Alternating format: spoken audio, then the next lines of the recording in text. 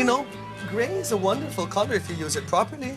Come on, we can be inspired by our own architecture. We don't need to look abroad. Right now, maraming designs po. Just think 70s, just think flowers, just think whole stuff. All the bad things na naririnig natin, parang naisip ko doon talaga yung mga good things na nagawa niya for our country, na hindi lang konti, marami. The reason perhaps why Imelda was really loved was because for one brief shining moment, the old order of the Philippines, where the distant Philippine rich were finally put into their place, and the powers that be came down to their level in beautiful clothes and was willing to sing them a song. The respect that we had in the eyes of the world was really a silver lining in what we all otherwise perceive as being the darkest point in our history. Ladies and gentlemen, now we end today's tour.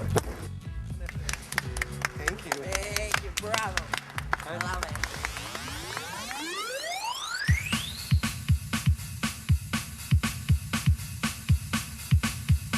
I'm very, very happy when we realized that the budget for the last challenge is 5,000. So, tama lang yun kasi if it's Imelda, that means expensive. Saan mo mas maaalala si Imelda? Sa gold o sa green? I'll go for black. The fabric that I bought is silk dupioni. Yun talaga yung hinanap kong fabric. This is like the third time for me to make a terno. May fabric, it's a tan color, and with the ruffles in the fabric, it's very forward and modern. I saw this high silk material, so when I removed the fabric from the stand, I noticed it was only around 4 yards. But I was so in love with the material that kinuha ko na lahat. I bought French brocade and I super love that fabric. And since today's challenge is medyo malaki yung budget, ginamit ko na siya. Si VJ, black din yung color niya. So, feeling niya ginaya ko siya. Kasi nung nagsasabihan kami ng colors, I said yellow, but that was a joke. Of course, I won't use yellow as a color for this challenge. Hello, am I stupid? Ba't kita gagayahin? Duh.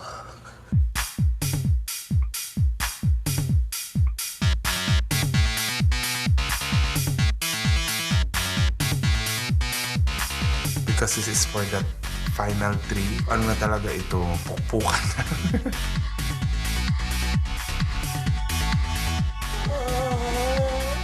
This is the first time that I'm going to do a terno talaga. So I'm not really sure if I can pull this off. I'm still, having a hard time. But I hope that, at the end of the day, mapa-finalize ko na siya. This is my first time to make a terno. Do I look like I make ternos?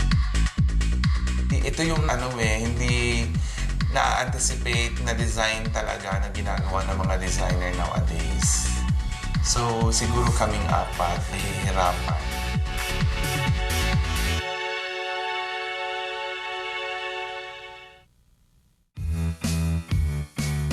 Wow, pink panties.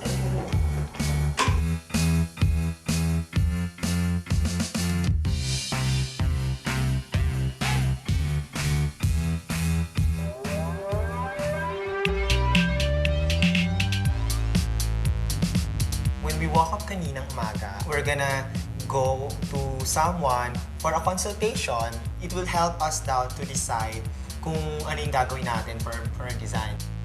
We went to condo and then pagbukas namin ng door, it's a golden palace.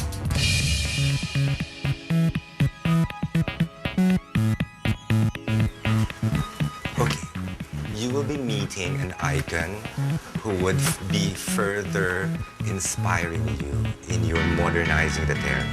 Okay, let's welcome in.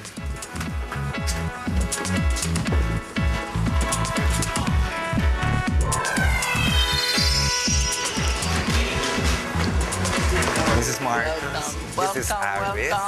Welcome. This is VJ. Wow, so young. Welcome. Philip. Welcome. And Mara. Oh, you're the only girl. I was surprised that we're going to see the former First Lady of the Philippines, Imelda Marcos. I would like to share with you the Filipino terno, this Filipino terno. You will see later on pictures The terno, when I became First Lady, had 4 pieces to be complete. First, the blouse that you had to pin it on. Then it had a skirt.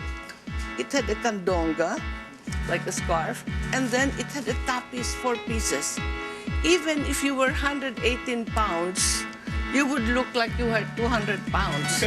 And then you had sleeves, you know, so long and so not in harmony with the rest of the dress.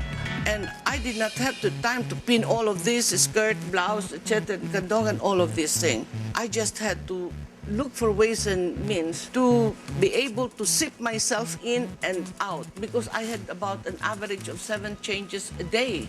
Ribbons here, I had to bed dinners, guests here, and so many projects.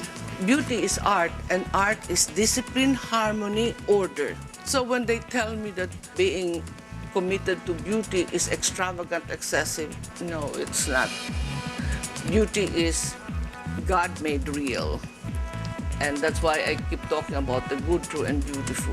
So the terno I had to change really to be efficient and at the same time beautiful and then at the same time world class. We sat with her, Miss Sala, and then we were also given a chance to present our design for the challenge. I was inspired then about how Japanese think of making clothes. They make something in just one pattern. This time I'm planning to make it in just one piece of fabric and then try to make it beautiful. Still feminine, but modern. Congratulations, because that is getting what is beautiful in others and incorporate it with us to make it something universal or cosmopolitan. You will be moving towards being a world-class couturier. Congratulations. Thank you so much. I thought of designing something that our generation, the new generation needs. I noticed that if you're wearing a terno sleeves, once you move, sometimes the sleeves goes parang na-deform. I want to make a hole out of the sleeves so that if you can move, the fabric, the sleeves remain stiff. You are trying to make something that can be used by the young, and they are the majority, yes. And then also at the same time making people able to wear the terno and move naturally. And that's very important. To be natural is to be almost perfect. Thank you. Yung generation now, hindi na nila ganun ka na-appreciate yung terno. So what I wanna do is like, the design of the sleeves, I try to apply parang geometric in here, and it's gonna be high-waisted. The high-waistedness sometimes is really good for the terno because it'll short here and at the same time it is quite wide here. And I congratulate you for your creativity and your ingenuity. I have this kind of draping here in front that will represent the mandungo. And I have a draping here also to represent the tapis, but it will come out a very modern silhouette and then embellish it. I will put some embellishment here in pearl because pearl is like, it also represents our country. Very good. And I would make the sleeve detachable. So if she's going to a party and then she's not comfortable with the sleeves, she could just remove it. And then after important people will come again, she could just again attach it. Very good. It's multi-purpose. Very good. And then I choose a nude color to represent the Filipino color. Instead of the tapis and the saya and so many pieces, you have one piece and you are draping it. Drape basically enhances the figure of a person, especially if somebody has that potential. I know that all these talents in this country can be surfaced, and I really congratulate Project Runway Philippines because it will show to the world ang ganda ng Pilipinas.